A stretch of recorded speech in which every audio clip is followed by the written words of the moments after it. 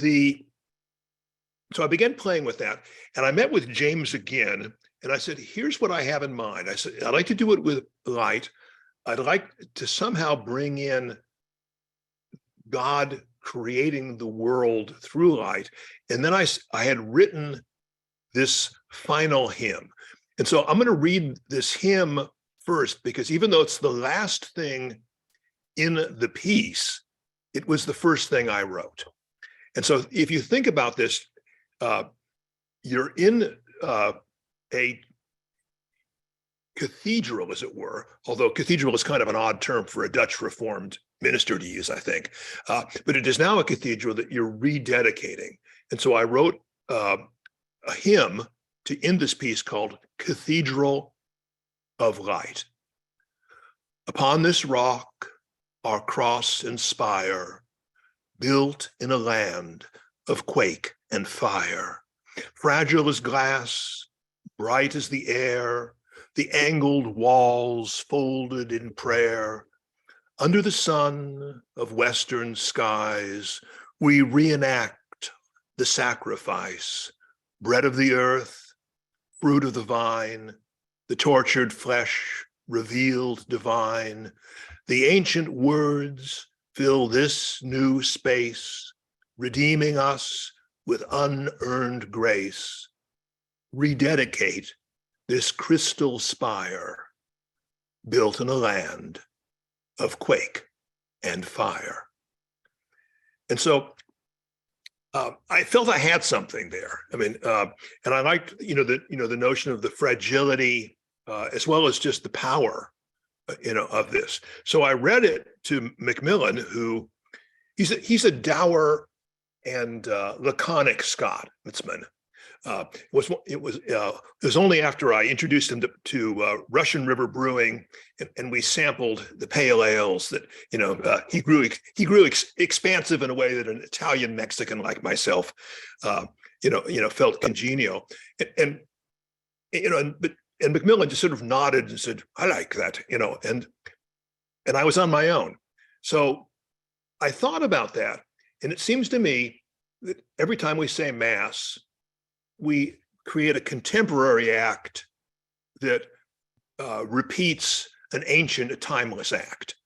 And Catholics basically have this dual sense of time, of the temporal, the eternal, the present, and the ancient. And so I got the idea that let's begin at the beginning. As I said at the premiere at the Christ Cathedral, I said, the plot of my words are very easy to follow. I begin when God created the world, and I end in Garden Grove, California. And so I thought it would be interesting to begin it in a kind of dual sense. And I said, well, what if we take the passage from Genesis and we do it simultaneously in Latin and English, or do it as a conversation in Latin and English? And I'll stop there for 1 second, because I realized, and it's very strange, because the poet in a piece like this, I'm at one person against a composer, and then 100 people in the orchestra and 120 people. So whatever I do, sort of, everything okay? Yeah. Magnifies out, but I've realized as a poet, I have enormous power, weirdly, over the finished work of art, because I give the plot, I give the structure. And so I thought I would actually take the liberty of writing this in such a way as that I suggested the structure. Now, so I begin and I say, there's a double chance. It's a call and response between the baritone and the soprano. And the baritone says, in principio, to which the soprano answers, in the beginning. Creavit Deus, soprano answers, God created. Caelum et terram, heaven and earth. Terra autem erat Ianis et vacua. And they go back and forth, and they do the introductory, a kind of chant of the introduction in Genesis, which ends up with, and darkness was on the face of the deep, and dixit Deus, and God said, and they say together, and God said, and that's the entire first section of the piece. The piece is in 5 sections. So the first is a kind of scriptural conversation between the ancient words of Latin, the current translation in English, and it leads up to, and this is where I took the biggest risk. The second movement consists of 6 words. And I knew that this would be probably the longest movement in the piece. And the words are Fiat lux et facta est lux, and let there be light. And I felt that if I were a composer, I could have so much fun with the words Fiat lux. And this becomes this wonderful climax. And the way that Macmillan handles it is very interesting. It begins very soft, and it builds and it builds and it builds and it builds and it builds until finally it's a kind of an overwhelming sound. The music, if you've never heard Macmillan's music, it's very modern, it's very contemporary, but it's very immediate.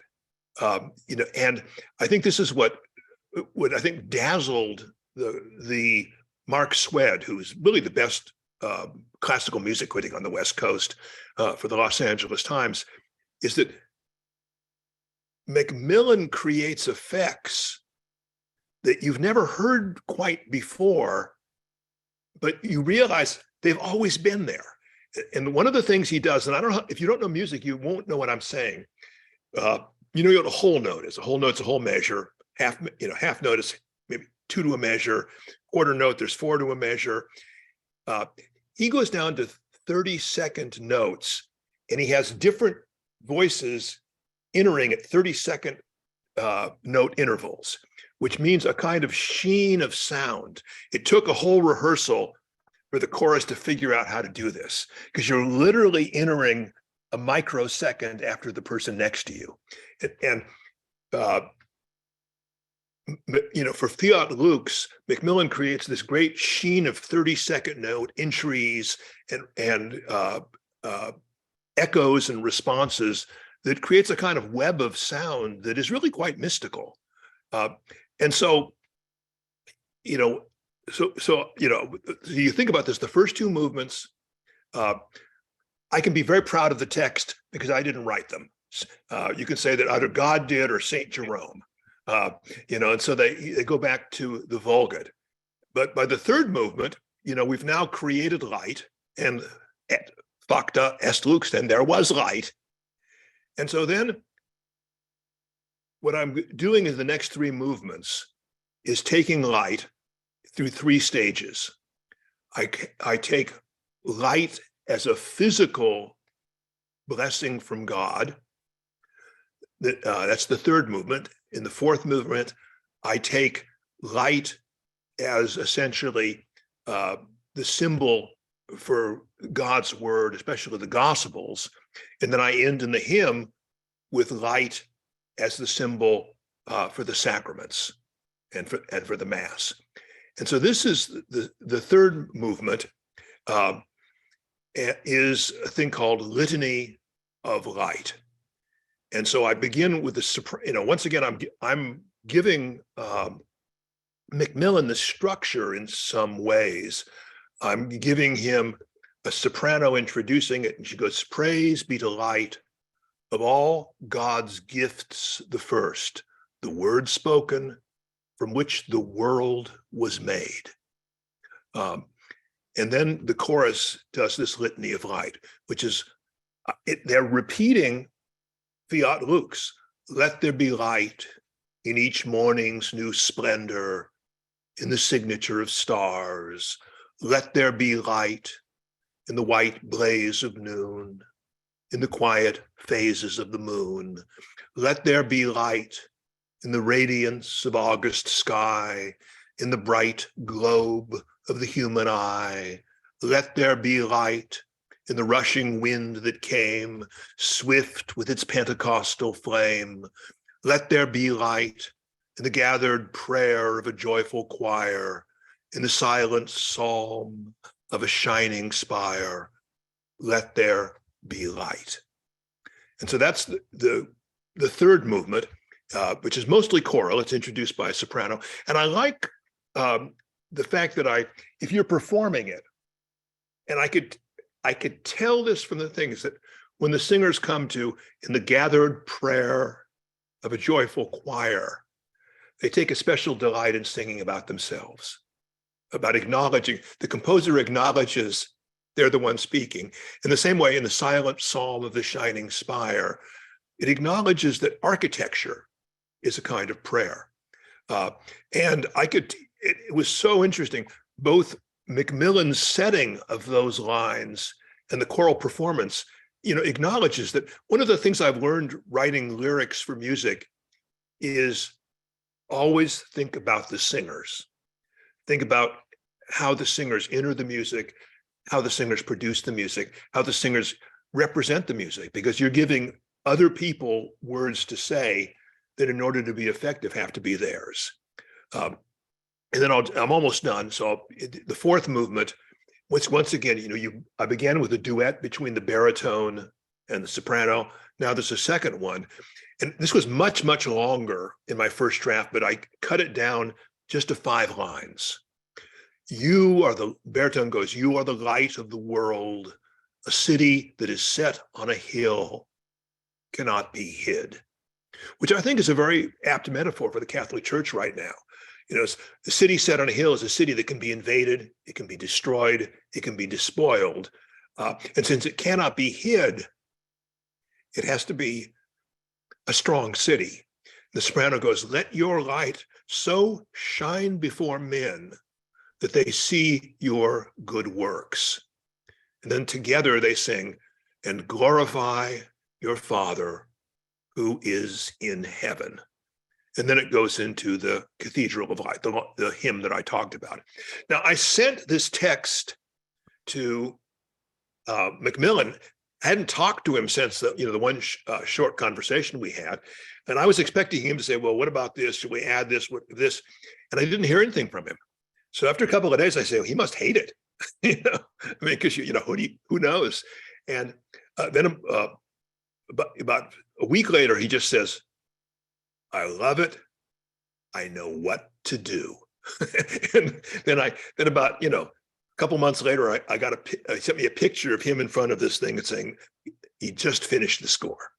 And so it was a very easy collaboration in that sense, because I didn't have to go back and change anything.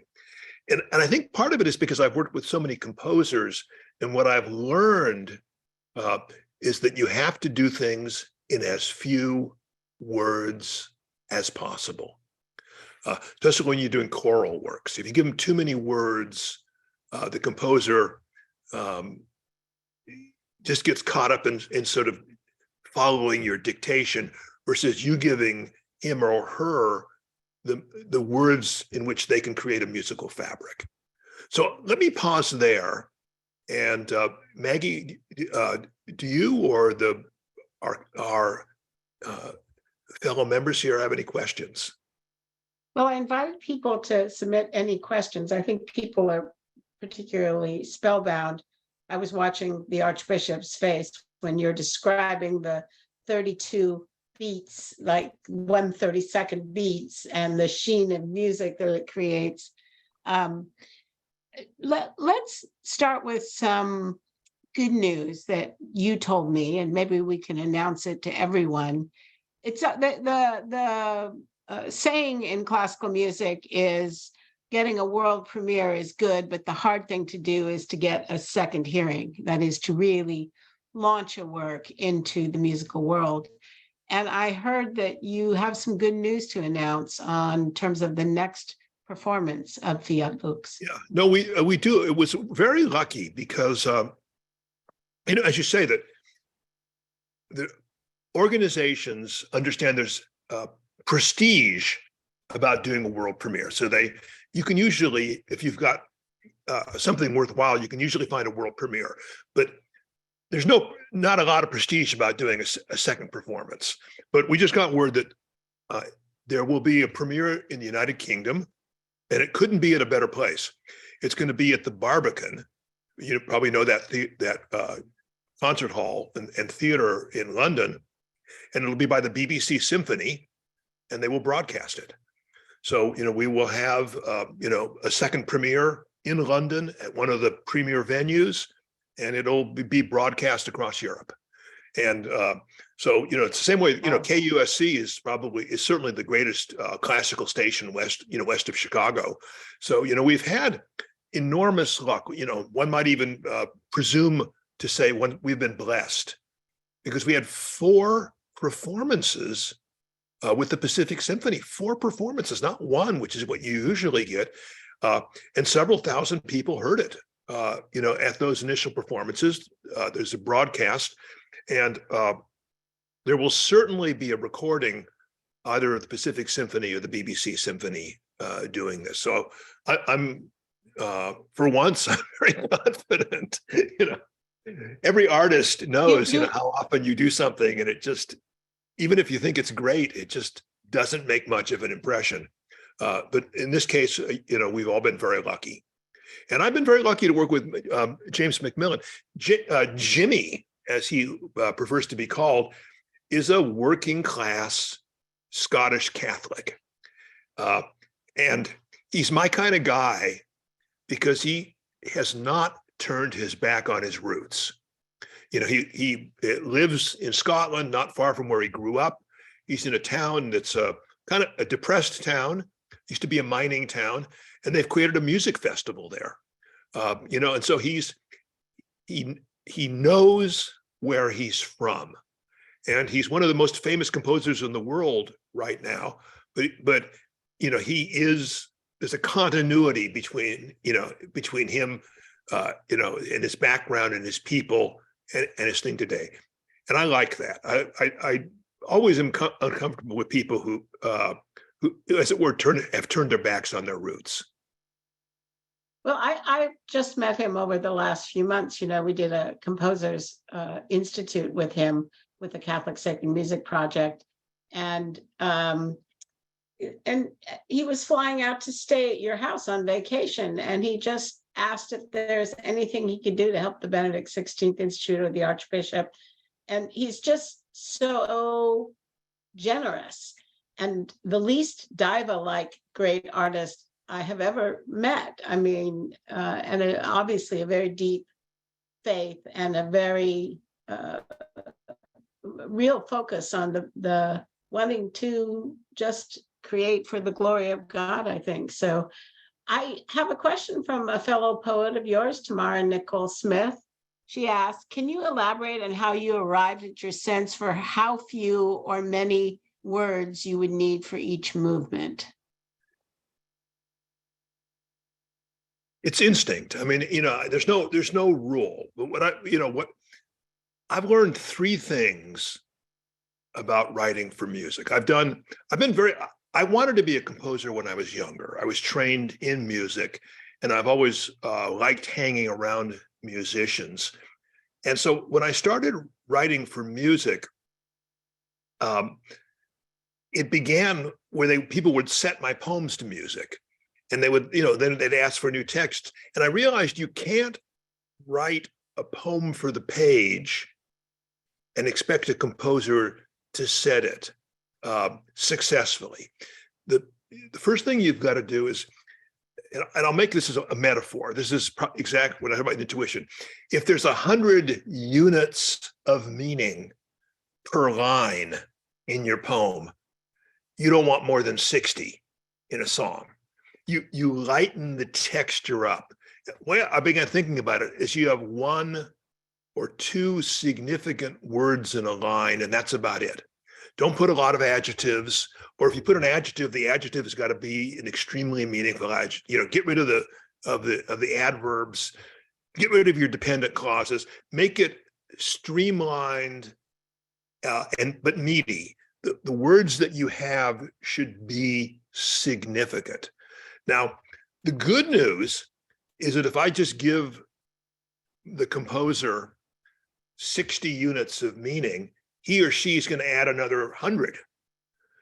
So they will add more than the depth that you could possibly have put on the page. So the purpose of writing the lyrics is not to make yourself look great as a poet. It's to make you and the composer together look fantastic as a creative team. Is that, so I had that. So I was very conscious of making, upon this rock, our cross and spire, built in a land of quake and fire. Quake, fire, cross, spire. Very simple. Now the other thing you got to remember is when somebody sings a song, even if they're very good, you usually miss some words. And when a chorus sings words, you miss a lot of them. And so and I don't explain this, but you have to create a text that if they only hear 80% of, they can still get. And you can think about this when the songs you love, and when you first time you see the lyrics on a page, you go, oh, I heard that line wrong. I heard a homonym, or I heard something that was similar. So that was the first thing, to write simply. The second thing is, part of that is to create a web of sound that the composer can hear, but it's porous enough that the composer can go into. And so every word I wrote on this, I had a pretty good sense of what the composer would do with it. Would he turn it into a melody? Would he turn it into a chant? Would he turn it into a counterpoint and things like that? I mean, let me just do the obvious one. If I give him a whole movement and it's only 6 words, Fiat Lux, what I put on my text was part 2, chorus, canon or fugue, which is to say that, that I was expecting him with this to take the words and roll them over each other. And boy, I got more than I ever bargained for on that. I mean, he created this whole, he spends, I don't know, 7-8 minutes just on Fiat Lux. And it's, it's one of the high points, of the piece.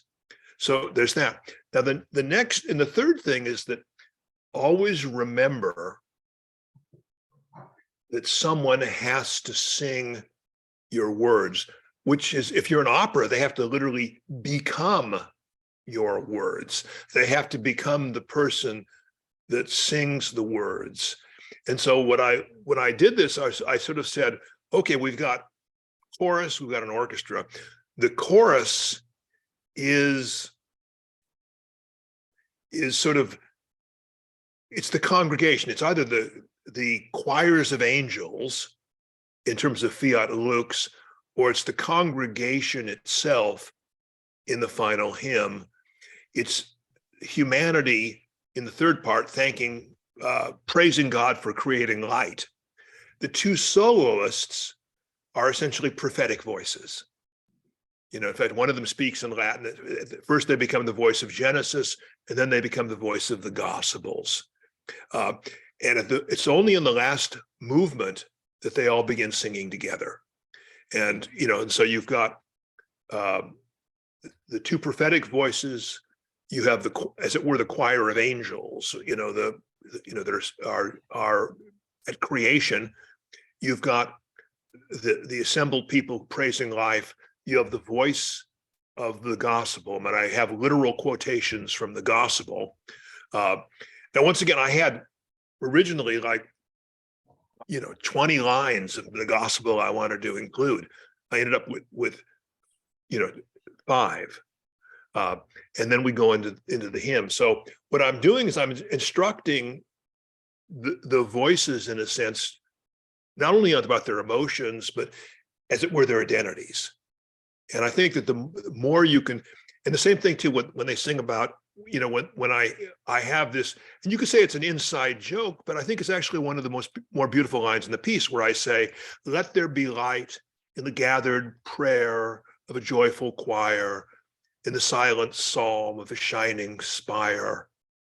Let there be light." What I'm doing is I'm acknowledging that those people are there in a physical space, in one another's company, making this music. And so, because I think the more you can bring the whole energy of a person together in an artistic performance, the better. I just want to say that I have not heard it yet. I'm looking forward to it, but I did see and hear your poetry, the libretto, and it just has the quality I would describe as is elven, and I guess that's the condensation that you're talking about. It just works beautifully as poetry, is what I want to tell you, and quite striking. And so we have another question. We have a lot of questions. Well, yeah, I try to make it so that the lyrics aren't dopey. I mean, that's good. Don't be dopey, poets. Do you know if the acoustics of the Crystal Cathedral affect how the poem got orchestrated? Well, we were surprised at how good the acoustics were. Glass is the worst environment you can perform music in, especially, and the bigger the orchestra, the more problems you have. I wrote an opera called Nosferatu, and we did a chamber version of it.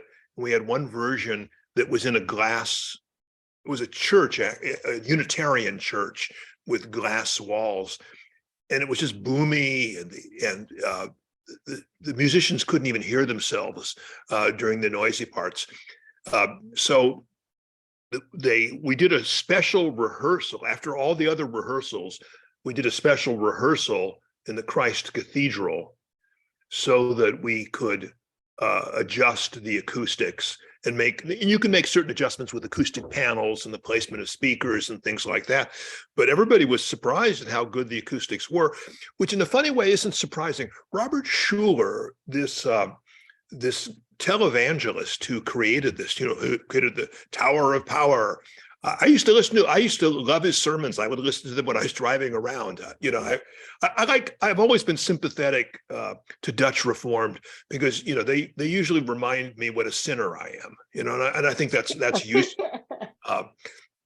But he loved music and he loved the arts. And so I think he and Philip Johnson developed this, and he had the largest organ in North America in this church.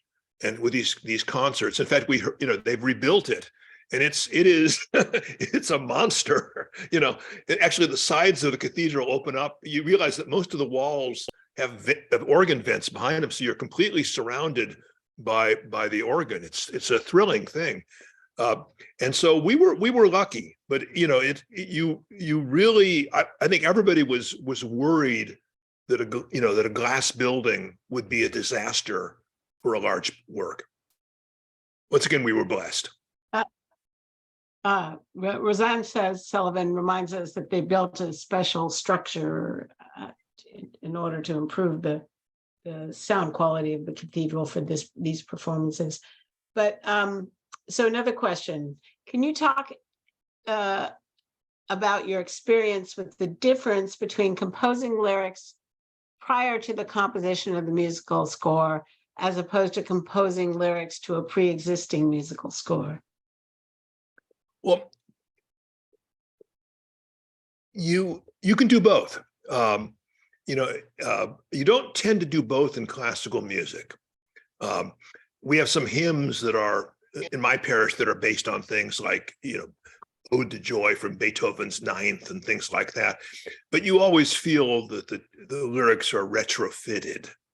And occasionally in pop music, somebody will have a great melody and they'll bring it to a lyricist to work on. Usually, though, you begin to adjust the melody to the words so that you'll fit the melody, but then you'll write perhaps a different bridge or whatever. But I've done both. I've written words to pre-existing melodies. I find that more difficult, not difficult to do, because you can. A lot of the work's been done for you by the composer in terms of the line length and everything else, but I find it generally less satisfactory. Because you're snipping and cutting and putting things into place that to me always feel post factum. But I don't think anybody. Yeah. I guess the only time that you do this in a big way is if you're translating an opera. So, I mean, I've heard Magic Flute, I've heard the Barber of Seville, and there you not only have to fit the lyrics, you got to fit the lyrics in some ways to the vocal lines, not just the melodies, but to make sure that the sounds and things are easily performed by the singers at the pace that they're being done.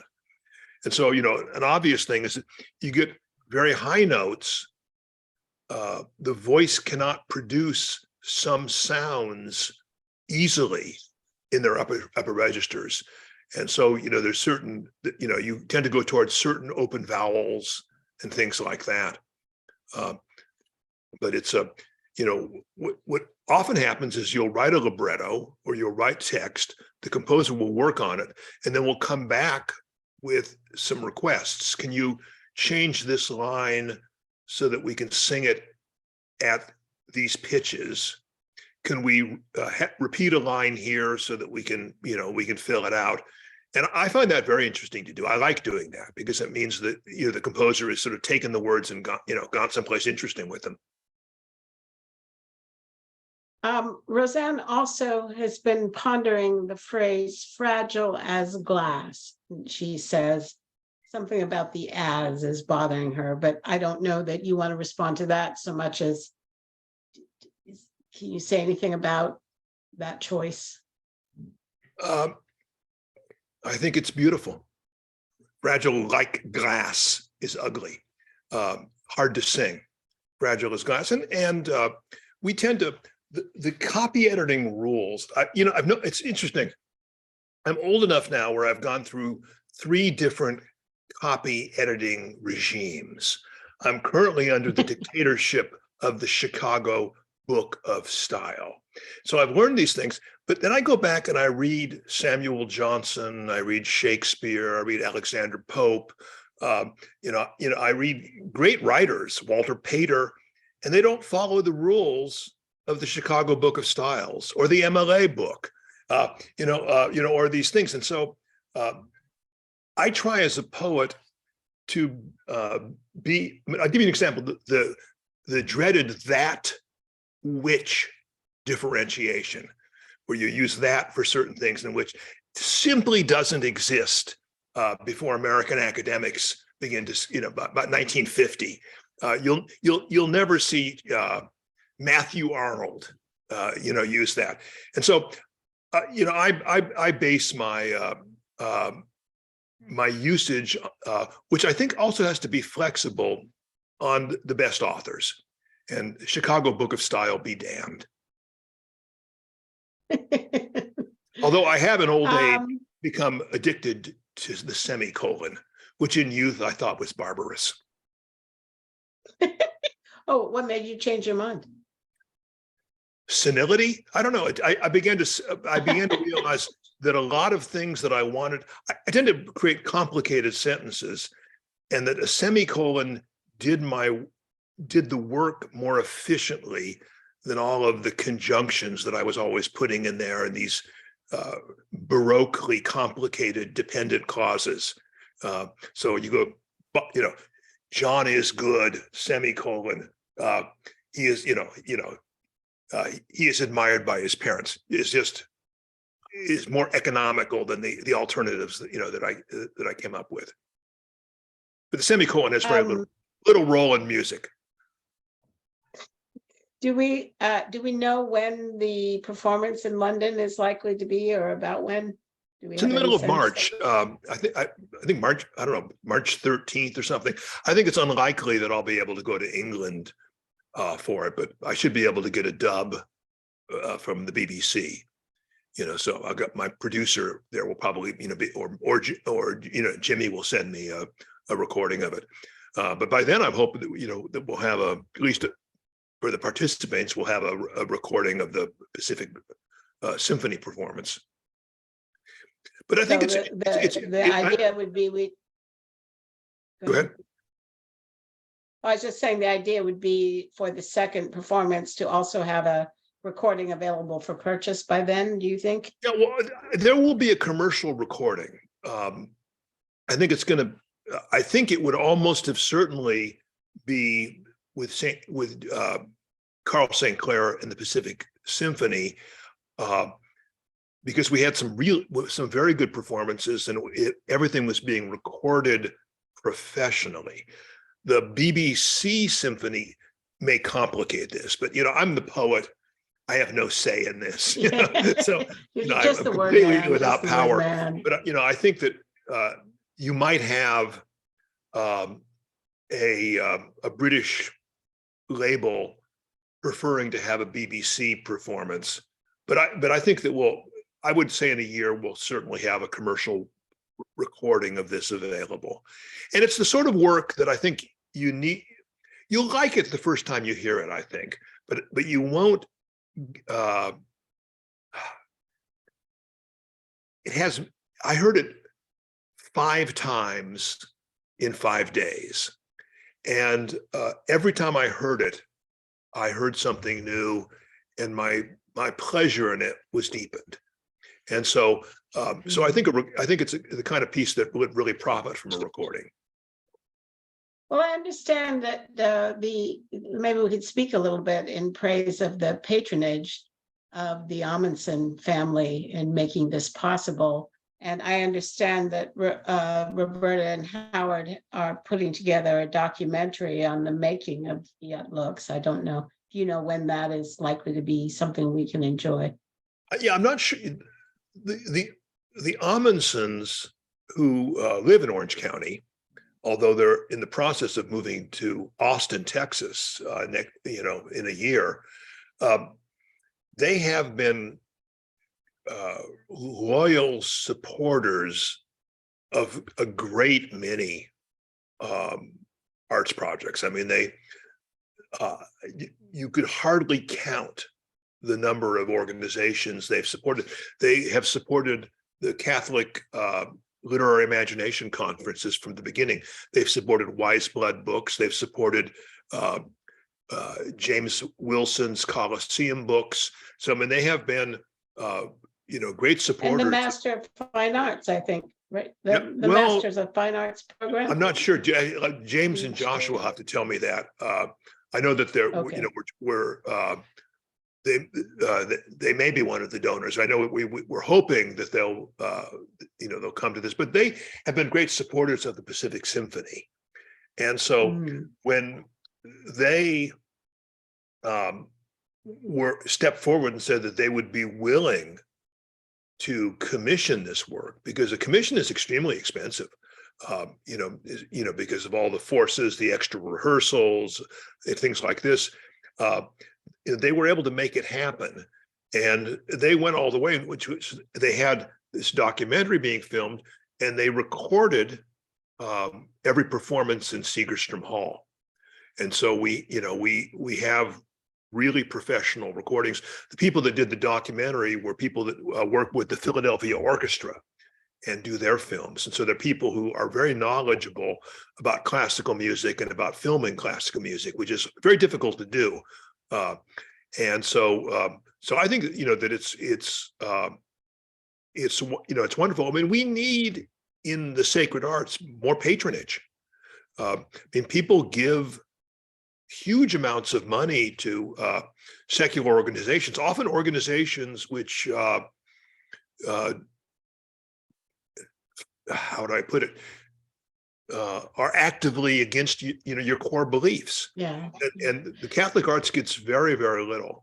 And so I think, in order to have a rebirth of the Catholic arts, we're going to have a renaissance of patronage, because Right. these things, even if they in the long term prove sustainable in the marketplace, they will not during their startup phases. I mean, and so Right. anyway, and you can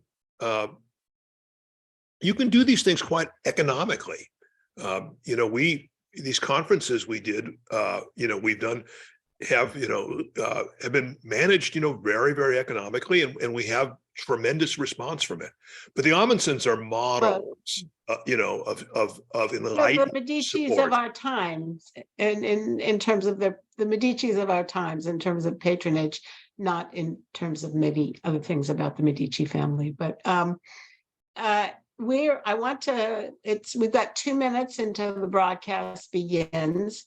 So I want to wrap this up with a great big virtual round of applause. Thank you, Dana, so much.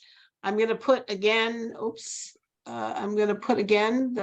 the link right now, so we all can say farewell and go and listen to a great work of art. Well, Thank you, let Dana. me end just by saying thank you for being here right now. It is what we do together that will have power. By ourselves, we're really invisible and we're inaudible, but together, I think we have a lot of cultural power. So God bless you all. Thank you, Dana. Good night. See you next time.